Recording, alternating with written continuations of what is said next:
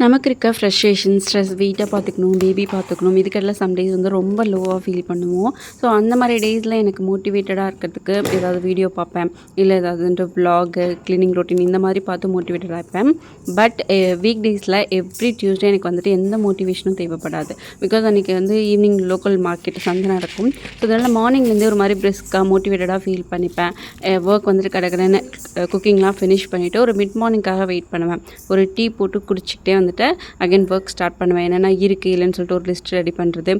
Most of ஃப்ரிட்ஜில் இருக்கிறதெல்லாம் எடுத்து வச்சுட்டு எது இருக்குது, எது காலியாக இருக்குது, இந்த வீக் வந்து எது வாங்கணும்னு சொல்லிட்டு ஒரு லிஸ்ட் ரெடி பண்ணி வச்சுட்டு அதுக்கப்புறம் க்ளீனிங்கும் ஸ்டார்ட் பண்ணிடுவேன். ஃப்ரிட்ஜை வந்துட்டு ஒரு பிளேஸ் வந்து க்ளீன் பண்ணி வச்சுட்டு ஃப்ரீ பண்ணியும் வச்சுக்கிறது. ஸோ ஈவினிங் தான் வந்து வெளியில் போகிறோம், திங்ஸ் வந்து வாங்க போகிறோம். பட் மார்னிங்லேருந்தே வந்துட்டு அதுக்கான ஒர்க் பண்ணி வச்சுறது, கொஞ்சம் ப்ரிப்ரேஷன் நிறைய பண்ணி வச்சுப்பேன். ஏதோ பெரிய ஸ்ட்ரெஸ்ஸாக இருக்க மாதிரி இருக்கும். ஸோ இதுக்கு வந்துட்டு ரொம்ப பெரிய விஷயம் எதுவுமே பண்ணணும் அப்படின்றதுலாம் மைண்ட் வந்து யோசிக்காது. வெளியில் போகணும், ஒரு வெஜிடபிள் வாங்கணும், ஃப்ரூட்ஸ் வாங்கணும், ஒரு கிராசரி வாங்குறதுக்காக டிமார்ட் கிளம்புங்க அப்படின்னு சொன்னாலே வந்துட்டு அதுவே ஒரு மோட்டிவேட்டட் ஆகிடுது.